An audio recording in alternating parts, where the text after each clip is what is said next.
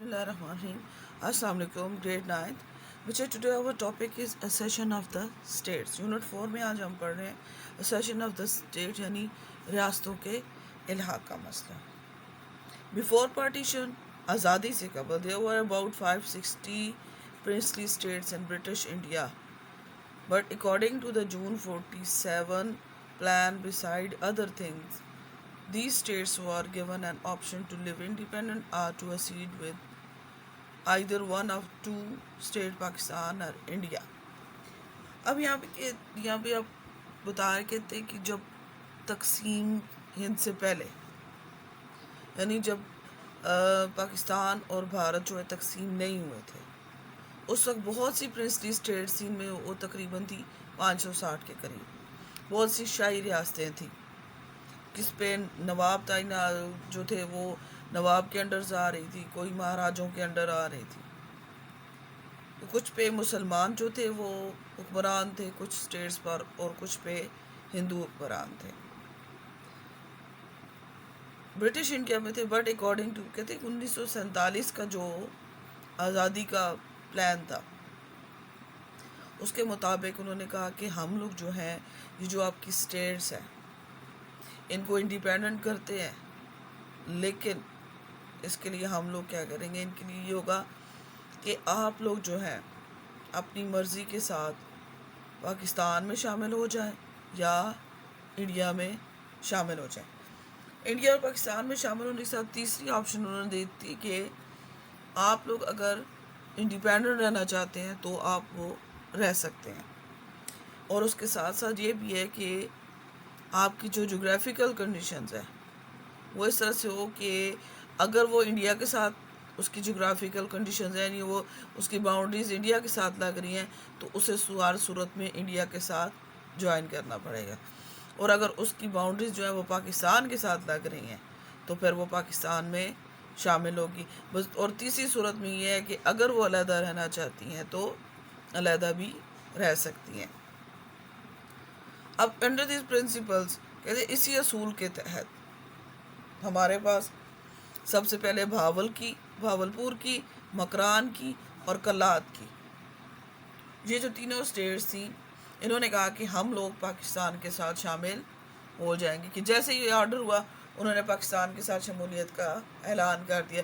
इसके अलावा जो था स्टेट्स ऑफ KPK यानी KPK के सूबे में जितनी भी स्टेट्स थी उन सब ने भी कहा कि हम पाकिस्तान के साथ शामिल हो जाएंगे. और इसके साथ एक और स्टेट थी जूनागढ़ और मनावदर की. जूनागढ़ की स्टेट जो थी वो तकरीबन कराची की बंदरगाह से 480 किलोमीटर के फासले पर एक साहिली स्टेट थी. आपको इसके बारे में बताऊं कि जो जूनागढ़ का जो हुक्मरान था वो भी मुसलमान था. हालांकि यहाँ पे आबादी हिंदुओं की ज़्यादा थी, लेकिन मुसलमान था तो वो चाह रहा था कि मैं पाकिस्तान के साथ हिला करूँ, और जोग्राफियाई तौर पर भी ये पाकिस्तान के साथ मुल्क हो रही थी. लेकिन ये था कि इस पर ज़बरदस्ती इंडिया ने 1948 में अपनी फ़ौजें दाखिल कर दी. और जब उसे फ़ौजें दाखिल की तो उसके बाद जब उन्होंने आगे से रेजिस्टेंस की, ये आप लोग ये क्यों कर रहे हैं, पूछा गया तो उसने कहा कि नहीं, वहाँ के अवाम जो थे वो चाह रहे थे कि हम लोग इंडिया के साथ शामिल हो जाए, जबकि इनका वाली जो है वो मुसलमान है तो वो पाकिस्तान के साथ शमूलियत का कह रहे हैं, जबकि वहाँ के लोग जो हैं वो ज़्यादातर हिंदू हैं. तो हिंदू होने के नाते उन्होंने कहा है कि हम लोग इंडिया में शामिल होंगे, इसलिए हम लोगों ने जो है इसको इंडिया में शामिल कर दिया. इस तरह जो जूनागढ़ और मनावदर की जो स्टेट थी वो बाय फोर्स यानी ज़बरदस्ती उसे इंडिया में शामिल किया गया. अब उसके बाद ये तो थी, हम लोगों ने वो स्टेट्स के बारे में पढ़ा जो जिनमें कलात की, मकरान की थी जो पाकिस्तान में शामिल हो गई. अलग जूनागढ़ का जो था, उस जूनागढ़ के बारे में ये भी था कि उसके जो हुक्मरान था, जो उसका नवाब था, उसने तो पाकिस्तान के साथ शमूलियत का ऐलान भी कर दिया था, लेकिन भारत ने बाय फोर्स इसके ऊपर कब्ज़ा करके इसे भारत में शामिल कर दिया. अच्छा जी, एक और दूसरी स्टेट थी हैदराबाद की. हैदराबाद जिसका पुराना नाम दक्कन था, सुना होगा नाम दक्कन के बारे में. ये हैदराबाद जो था उसका पुराना नाम दक्कन था. एक बहुत ही प्रॉस्पेरियस यानी एक बहुत खुशहाल اور ڈینسلی پاپولیٹڈ کہ بہت گنجان آباد ریاست تھی انڈیا کی، اور اس کی جتنی بھی آبادی تھی وہ زیادہ تر ہندو میجورٹی بھی تھی، کہ زیادہ تر جو لوگ یہاں پہ تھے وہ ہندو تھے، لیکن جو اس کا نظام تھا یعنی جو اس کا حکمران تھا وہ مسلمان تھا۔ کہ حیدرآباد دکن کی اسٹیٹ جو تھی بہت خوشحال اسٹیٹ تھی، تقریباً جتنی بھی انڈیا میں اسٹیٹس تھی ان سب سے زیادہ یہ رچ اور خوشحال تھی، بہت امیر بھی تھی اور بہت زیادہ خوشحال تھی، اور ڈینسلی پیپولیٹڈ کہ بہت زیادہ گنجان آباد بھی تھی، اور اس کی میجورٹی جو تھی وہ ہندو آبادی پر مشتمل تھی، اور جس کا والی تھا وہ نظام تھا جو کہ مسلم تھا۔ اچھا، اب یہاں پر وہ تیسری آپشن یوز کر رہا تھا نظام، کہ نہ تو وہ بھارت کے ساتھ شامل ہوتا ہے اور نہ ہی پاکستان کے ساتھ۔ اس نے کہا کہ میں تیسرا راستہ اپناؤں گا۔ تیسرا کیا انکلوڈ کہتے ہیں حیدرآباد انڈیپینڈنٹ اسٹیٹ، کہ میں حیدرآباد کو ایک انڈیپینڈنٹ اسٹیٹ کی حیثیت سے رکھنا چاہوں گا، کہ نہ تو میں پاکستان کے ساتھ شامل ہونا چاہتا ہوں نہ ہی میں انڈیا کے ساتھ شامل ہوتے۔ اور ایک اور چیز آپ کو بتاؤں کہ حیدرآباد جو تھا یہ جغرافیائی لحاظ سے انڈیا کے ساتھ لگا، کیونکہ مڈ آف انڈیا ہے، تو پھر یہ پاکستان کے ساتھ نہیں لگ سکتا تھا بلکہ یہ انڈیا کے ساتھ ہی اس کا ہلاک ہو سکتا تھا۔ یہ ریکویسٹڈ دا وائس رائے، اس نے وائس رائے سے ریکویسٹ کی کہ آپ ہمیں ڈومینین کا اسٹیٹس دے دیں۔ ڈومینین کیا ہوتی ہے کہ اسٹیٹ کیا کہتے ہیں، انڈیپینڈنٹ اسٹیٹ کا آزاد ہوتی ہے، برٹش کراؤن اپوائنٹ دا گورنر جنرل۔ اس میں کیا ہوتا ہے کہ یہ برٹش کے انڈر رہے گی، اور اس کا جو گورنر جنرل ہوگا اس کو برٹش گورنمنٹ جو ہے وہ اپوائنٹ کرے گی۔ یہ ہوتی ہے ہماری ڈومینین اسٹیٹس، جس میں آزاد تو یہ رہتی ہے لیکن جو اس کا کراؤن ہوتا ہے، کراؤن جو ہے وہ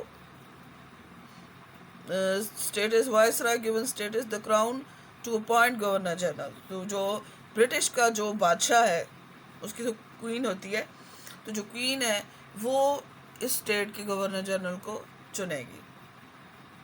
لیکن اس سے کیا ہوا کہ جو لارڈ ماؤنٹ بیٹن تھا ڈڈ ناٹ ایگری، وہ اس بات پہ راضی نہیں ہوا کہ ہم اس کو ڈومینین اسٹیٹس بنا دیں۔ ہم نے بہت زیادہ کوشش کی جو حیدرآباد کا تھا کہ کسی طریقے سے ڈومینین اسٹیٹ بنائے، لارڈ ماؤنٹ بیٹن سے اس نے بہت زیادہ ریکویسٹ بھی کی، لیکن لارڈ ماؤنٹ بیٹن اس بات پہ ایگری نہیں ہوا۔ تو اس کا نتیجہ کیا نکلا، India block the state, India نے محاصرہ کر لیا اسٹیٹ کا، and enter the troops Hyderabad and state was annexed in India by force. تو پھر کیا ہوا کہ اس کے دستے جتنے بھی تھے، فوج تھی، وہ ساری حیدرآباد میں داخل ہو گئی، اور زبردستی انہوں نے اس کے اوپر اپنا قبضہ کر لیا۔ اوکے، پہلے تو ہم لوگوں نے پڑھ لیے بیٹا کچھ اسٹیٹس تھیں جو خود سے ہو گئی، پھر جوناگڑھ کے بارے میں پڑھا، منودر کے بارے میں، کہ یہ ہمارے پاس وہ تھی جو ایسی ریاستیں تھیں جن پر ابھی تک کوئی فیصلہ نہیں ہو سکا تھا۔ تو اس میں حیدرآباد اور جوناگڑھ کی اور حیدرآباد کی جو اسٹیٹس تھی وہ تو بائی فورس بھارت نے اپنے قبضے میں کر لی۔ تو تھرڈلی ہم آپ لوگ پڑھتے ہیں ایک اور امپورٹنٹ جو تقریباً ساری جتنی بڑی اسٹیٹس تھیں ان سب سے بڑی اسٹیٹ تھی، وہ اسٹیٹ تھی ہمارے پاس جموں اینڈ کشمیر کی۔ جموں اور کشمیر کے بارے میں، اسٹیٹ کے بارے میں کہ کشمیر جو ہے وہ پاکستان کے ساتھ ایک لگتا تھا ضلع گورداسپور کے ذریعے جب یہ تقسیم ہوئی تو تقسیم میں تو گورداسپور ہمارے پاس آنا چاہیے تھا، لیکن یہ کہ وہ ہن بندی کمیشن کے تحت جو مسلمانوں کے ساتھ زیادتی ہوئی، گورداسپور ان کے حوالے کر دیا گیا۔ گورداسپور کی ایک اسٹیٹ تھی پٹھان کوٹ۔ پٹھان کوٹ جو تھی وہ ہندو تحصیل تھی، اور اب تو یہ فوجی چھاؤنی بھی ادھر بنی ہوئی ہے کہ وہ ہندوؤں کی ہے۔ تو یہ آپ کو بتاؤں کہ وہ جو پٹھان کوٹ اور گورداسپور تھا، کہ پٹھان کوٹ سے راستہ جاتا تھا کشمیر کا، کہ وہ واحد راستہ تھا جو بھارت سے کشمیر جانے کا واحد راستہ، کہ وہاں سے امرتسر اور امرتسر سے کشمیر واحد وہ راستہ تھا۔ جبکہ اگر ہم پاکستان کی باؤنڈری کو دیکھیں تو پاکستان کی بہت جو ایل او سی ہے، لائن آف کنٹرول ہے، اس کے ساتھ بہت بڑا ایسا بہت ساری جگہیں ہیں جہاں سے پاکستان اور کشمیر جانے کے راستے ہیں۔ اب یہاں پہ کہتے ہیں کہ کشمیر کی جو اسٹیٹ تھی وہ بڑی اسٹیٹ تھی، پاپولیشن اس کی کہتے ہیں کہ اس کی جو آبادی تھی وہ 4 ملین تھی، جو اکارڈنگ آف 1941 کہتے ہیں کہ 1941 کے مردم شماری کے مطابق، سینسس یعنی مردم شماری کے مطابق 1941 میں اس کی آبادی 4 ملین تھی، اور 1000 kilometre long border connector Pakistan کے ساتھ اس کی جو باؤنڈری لائن ہے وہ تقریباً 1000 کلومیٹر ہے، کہ پاکستان کے ساتھ اس کا جو پوری باؤنڈری لائن ہے LOC لائن آف کنٹرول جو ہے ہمارے پاس وہ تقریباً 1000 کلومیٹر ہے۔ ہم لوگ ایک راستے سے نہیں جڑتے بلکہ ہمارے پاس 1000 کلومیٹر کی باؤنڈری لائن ہے، جس میں بہت سی ایسی جگہیں ہیں جہاں سے پاکستان اور کشمیر جانے کے راستے نکلتے ہیں۔ اچھا، اب اس کے علاوہ کہتے ہیں آل دا ریورز آف، جو جتنے بھی دریا پاکستان میں بہتے ہیں وہ سارے، خاص طور پر ہم لوگ دیکھیں تو ہم انڈس ریور کی بات کرتے ہیں کہ دریائے سندھ جو ہے وہ نکلتا ہے کشمیر سے، اس کے علاوہ ہمارے پاس جہلم ہے اور چناب ہے، یہ بھی ادھر سے ہی نکلتے ہیں۔ یہ دریا جتنے بھی ہیں یہ پاکستان میں بہنے والے جو دریا ہیں وہ کشمیر سے نکلتے ہیں۔ 3rd جون پلان کے تحت states are given the option that can India اور پاکستان، اب ان کے پاس یہ 3rd جون پلان 47 کے تحت اسٹیٹس کو یہ اختیار دیا تھا، میں نے آپ کو بتایا کہ اسٹیٹس کو یہ اختیار دیا گیا تھا کہ وہ چاہے وہ برٹش کے ساتھ رہتے ہیں، چاہے وہ پاکستان کے ساتھ رہتے ہیں، یا پھر تیسرا آپشن یہ یوز کر سکتے ہیں کہ یہ آزادی علیحدہ سے اگر رہنا چاہیں تو بھی رہ سکتے ہیں۔ Pakistan live independent also, but along with these options they will be abide by 2 things. لیکن وہ کہتے ہیں کہ جتنی بھی یہ ساری چیزیں ہیں کہ چاہے وہ پاکستان کے ساتھ شامل ہوتے ہیں، چاہے بھارت کے ساتھ یا انڈیپینڈنٹ رہتے ہیں، تو اس کے ساتھ انہوں نے کہا کہ ایک اور چیز جو ہے وہ سب سے زیادہ ضروری ہے کہ ان چیزوں کو، جو 2 چیزیں مین بتا رہی ہیں، ان کو نہیں بھولنا ہے۔ اب ان 2 چیزوں میں ہمارے پاس جو چیزیں آ جاتی ہیں کہ ہم نے جب تقسیم ہو جائے گی، وہ کہتے ہیں کسی کے ساتھ اگر آپ نے الحاق کرنا ہے، چاہے انڈیا کے ساتھ ہے چاہے بھارت کے ساتھ ہے، اس میں جو میجر چیزیں ہیں جنہیں آپ نے کسی صورت نہیں بھولنا، وہ 2 تھنگس ہیں۔ اب وہ ان کے بارے میں پڑھتے ہیں کون کون سی 2 چیزیں ہیں جن کے بارے میں انہوں نے بتایا ہے۔ وہ جو اہم تھی کہ but along with these options they will be abide by 2 things، کہتے ہیں کہ جو ہم نے آپشنز دیے ہیں کہ چاہے وہ پاکستان کے ساتھ ہوں، چاہے بھارت کے ساتھ ہوں، یا پھر وہ انڈیپینڈنٹ رہ سکتے ہیں، اس کے لیے 2 چیزیں لازمی ہیں۔ اب سب سے پہلے کہتے ہیں 2 میجر رولز ٹو فالو، کہ 2 کون کون سے میجر رولز ہیں۔ سب سے پہلے کہہ رہے ہیں geographical location may not be ignored، کہ کسی صورت میں بھی جغرافیائی جو کنڈیشنز ہے اسے نہیں بھولنا ہے، کہ آپ کس جغرافیائی لحاظ سے آپ جس کے ساتھ جڑ رہے ہیں اسی ملک کے ساتھ آپ کا الحاق ہوگا۔ دوسرے نمبر پہ decision of cession should be according to the will of the peoples, کہ جو بھی فیصلہ کیا جائے گا کہ آپ نے کس ملک کے ساتھ ہونا ہے یا پھر آپ نے انڈیپینڈنٹ کرنا ہے، تو یہ جتنی بھی باتیں ہیں یہ صرف اور صرف وہاں کے لوگوں کی مرضی کے مطابق ہوگی۔ Looking towards British India, the waves of independence came over in Kashmir، کہ یہاں پر اب یہ کہتے ہیں کہ جو برٹش انڈیا تھا the waves of independence came over، جیسے ہی اب یہاں پہ کہتے ہیں کہ 3rd جون پلان کے تحت یہاں پہ تقسیم شروع ہو گئی، تو پھر جو کشمیر کے لوگ تھے وہ بھی اٹھ کھڑے ہوئے۔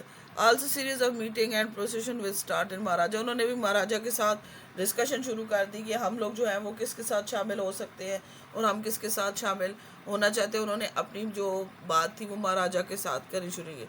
پیپل جو کشمیر کے تھے اس وقت 2 حصوں میں تقسیم ہو گئے، یعنی 2 پارٹیز انہوں نے بنا لی۔ ایک پارٹی تھی جی وہ Jammu and Kashmir Muslim Conference بنا دی گئی، All Jammu and Kashmir Muslim Conference ایک بنائی، دوسری All Jammu and Kashmir National Conference, یعنی 2 پارٹیز یہاں پہ بنا دی گئی۔ نمبر 1 پہ ہمارے پاس تھی All Jammu and Kashmir Muslim Conference, اور دوسرے نمبر پہ تھی جی All Jammu and Kashmir National conference.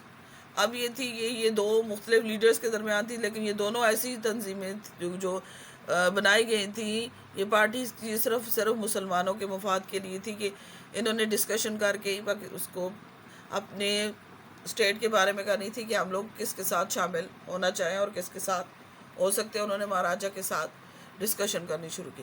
مہاراجہ ہری سنگھ جو تھا وہ کشمیر کا راجہ تھا۔ اس نے ایک سائن کیا ایگریمنٹ پہ جس کا تھا stand still agreement. Stand still agreement ہے، اس نے کہا کہ پاکستان اور انڈیا دونوں کے ساتھ کہا کہ جب اسے پتہ چل گیا کہ کشمیر میں تو اب بغاوت شروع ہو گئی ہے، تو اس نے حالات جوں کہ تو رہنا۔ اسٹینڈ اسٹل ایگریمنٹ کا مطلب ہوتا ہے کہ جیسے حالات ہیں ان کو بالکل اسی طرح سے چھوڑ دیا جائے۔ تو اس پہ اس نے کیا پاکستان سے تو سائن کروا لیے، لیکن انڈیا نے اس کے اوپر سائن نہیں کیے۔ اب اس کو ہوا کہ Pakistan agreement freedom movement started Kashmir میں جو آزادی کی تحریک شروع ہو گئی تھی، اور یہ جو تحریک تھی یہ پونچھ کے مقام سے شروع ہوئی تھی۔ مہاراجہ جو تھا وہ اس کو کرش کرنے میں ناکام ہو گیا، کہ مہاراجہ نے بہت کوشش کی کہ کسی طرح سے جو بغاوت اٹھ کھڑی ہے میں اس کو روک لوں، لیکن وہ نہیں روک سکا۔ تو اس نے یہ کیا کہ انڈیا سے کہا کہ مجھے فوجی امداد چاہیے۔ تو جو گورنر جنرل تھا انڈیا کا اس وقت کون سا تھا؟ لارڈ ماؤنٹ بیٹن جو تھا وہ اس وقت انڈیا کا برٹش گورنر جنرل تھا انڈیا میں۔ requested the Maharaja send army to Srinagar, but this was clear that the future of the state will be decided by the people of the state. اب lord Mount beaten نے وہاں فوج تو بھیج دی، لیکن اس کے ساتھ ساتھ اس نے کیا کہا؟ اس نے کہا کہ میں فوج تو بھیج رہا ہوں، لیکن ایک چیز ذہن میں اچھے طریقے سے بٹھا لینا کہ وہاں کے لوگ جو ہیں وہ اپنی مرضی سے فیصلہ کرنے کے پابند ہوں گے، ان کے اوپر آپ بائی فورس کچھ بھی نہیں کر سکیں گے۔ اور 22 اکتوبر 1947 people from tribals and adjacent to frontier province reach Kashmir to help the Kashmiris. اب یہاں پہ کیا ہوا کہ جب کشمیر کے اوپر مظالم بہت زیادہ بڑھا دیے، تو جو ہمارے ارد گرد کے ٹرائبل ایریاز کے لوگ تھے وہ والنٹیئرلی وہاں پہنچنے لگ پڑے، اور انہوں نے کیا کیا کہ کشمیری مجاہدین کے ساتھ مل کر مہاراجہ کی فورس کو بے بس کر دیا۔ اور مہاراجہ نے پھر کیا کیا کہ انڈین آرمی کی مدد لی، اور جب انڈین آرمی آئی تو ظاہر سی بات ہے کہ ٹرائبل ایریا اور کشمیر کے جو لوگ تھے وہ لوگ تو انٹرینڈ تھے، غیر تربیت یافتہ تھے۔ اب غیر تربیت یافتہ اور تربیت یافتہ میں فرق ہوتا ہے، تو پھر انہوں نے کیا کیا، جو فورسز تھی انہوں نے ٹرائبل ایریاز کے لوگوں کو اور جو کشمیری مجاہدین تھے ان کو مارنا شروع کر دیا، یعنی ان کی ٹارگٹ کلنگ کرنا شروع کر دی، اور انہیں ون بائی ون ان سب کو مارتے چلے گئے۔ اچھا جی، تو پھر جب وہ ہوا تو پھر 1 نومبر قائد اعظم ٹاک کی، انہوں نے لارڈ ماؤنٹ بیٹن سے بات چیت کی۔ انہوں نے وہ گئے تھے اس لیے Quaid Azam lord Mount beaten سے بات کرنے کے کسی طریقے سے کشمیر میں یہ جو فسادات ہو رہے ہیں ان کو ختم کیا جائے، لیکن یہ ناکام ہو گئے۔ تو جو قائد اعظم اور لارڈ ماؤنٹ بیٹن کے درمیان جو ڈسکشن تھی وہ فیل ہوئی۔ In the mentioned government took military position in the states in order to maintain the positions. اچھا جی، اب پھر کیا ہوا کہ جب انہوں نے بہت زیادہ کشمیریوں کا اور ٹرائبل ایریاز کے لوگوں کو مارنا شروع کر دیا، تو پھر ہماری فوج جو تھی وہ میدان میں اتری، اور پہلی دفعہ پاکستان اور بھارت جو تھے وہ میدان میں آمنے سامنے، یعنی 1948 میں پاکستان اور بھارت کی درمیان باقاعدہ طور پر پہلی جنگ ہوئی۔ فرسٹ وار جو ہمارے پاکستان اور بھارت کے درمیان شروع ہوئی وہ 1948 میں تھی۔ قائد اعظم بھی گئے ماؤنٹ بیٹن سے ڈسکشن کرنے کی، لیکن اس کا کوئی بھی فائدہ نہیں نکلا۔ تو جب ہم لوگوں نے بہت زیادہ کشمیر کا جو حصہ تھا، جو آج کل ریسنٹلی ہم اس کو کہتے ہیں جو آزاد کشمیر آ جاتا ہے، وہ جب جو تھا وہ سارا کا سارا جو ہماری فوج اتری اس نے اس پہ قبضہ کر لیا۔ تو پھر جب بھارت کو نظر آیا کہ اب تو یہ لوگ جیت جائیں گے تو ہم کیا کریں گے، تو یہ کشمیر ہمارے ہاتھوں سے چلے گا. تو فوراً سے پہلے اس نے کیا کیا کہ سیکورٹی کونسل میں اپلیکیشن دے دی کہ کسی طریقے سے ہماری جنگ بندی کروا دو.